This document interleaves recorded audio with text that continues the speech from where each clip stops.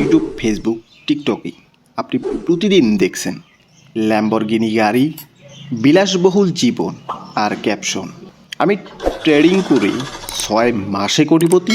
কিন্তু প্রশ্ন হলো, এটা কি সত্যি, নাকি এটা একটা সুন্দরভাবে সাজানো মার্কেটিং ফাঁদ?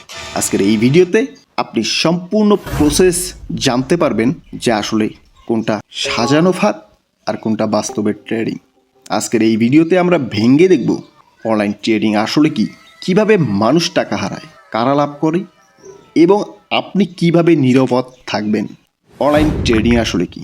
অনলাইন ট্রেডিং মানে হলো ডিজিটাল প্ল্যাটফর্মে শেয়ার, ফরেক্স, ক্রিপ্টো, কমোডিটি কেনাবেচা। সবচেয়ে জনপ্রিয় মার্কেটগুলো bitcoin, Ethereum, New York stock exchange, forex, মুদ্রা বাজার। ট্রেডিং খারাপ না, কিন্তু সমস্যা হয় যখন মানুষ ভাবে এটা একটা লটারি, রাতারাতি কোটিপতি। আপনি সোশ্যাল মিডিয়ায় যেসব ট্রেডার দেখেন, স্ক্রিনশট দেখায়, লাভের ছবি দেখায়, লাক্সারি লাইফ দেখায়, কিন্তু তারা দেখায় না লস, ডিপ্রেশন, লিকুইডেশন, ঋণ।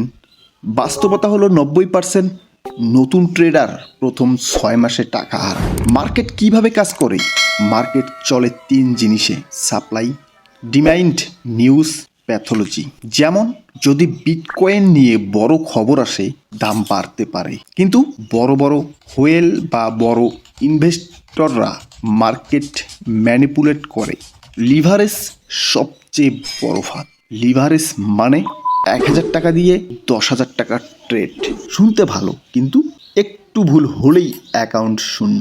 অনেক এক্সচেঞ্জ এই লিভারেজ অফার করে, যেমন বাইন্যান্স, বাইবিট। তারা লাভ করে ট্রেডারের ফি থেকে। আপনি লাভ করুন বা লস। সোশ্যাল মিডিয়ায় গুরুর আসল চেহারা। অনেকে বলে আমার কোর্স নিন, সিগন্যাল নিন, গ্যারান্টি লাভ। প্রশ্ন হলো, যদি এত লাভ হয় তাহলে কোর্স বিক্রি করেন কেন? বাস্তবতা: affiliate commission, referral bonus, course sale. তারা ট্রেডিং থেকে না, মানুষ থেকে টাকা কামায়। কারা আসলে কোটিপতি হয়? রাতারাতি কোটিপতি খুব কম, কিন্তু যারা সফল হয় তারা 3 থেকে 5 বছর সময় দেয়। রিস্ক মানি ম্যানেজমেন্ট জানে, ইমোশন কন্ট্রোল করে, ফুল টাইম না, স্ট্র্যাটেজি নিয়ে কাজ করে। তারা জুয়া খেলে না, তারা ব্যবসা করে।